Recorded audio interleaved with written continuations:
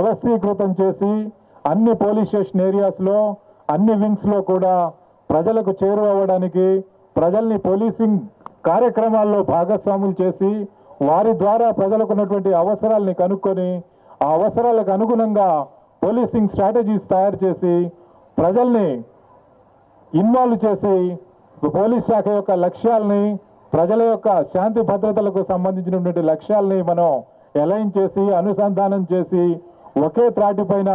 సమాజాన్ని అంతా నడిపించడానికి ఈ కార్యక్రమాలు చేపట్టడం జరిగింది. ప్రతిరోజు గౌరవ హోంశాఖ మార్చులు గారు మాకు వెన్నంటి మా భుజం తట్టి మేము చేస్తున్నటువంటి కార్యక్రమాల్లో సరి అయినటువంటి గైడెన్స్ డైరెక్షన్ ఇచ్చి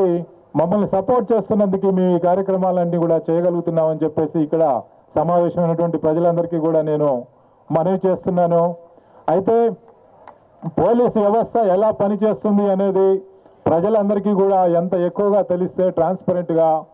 పోలీసుల నుంచి పబ్లిక్ నుంచి అంత కోఆపరేషను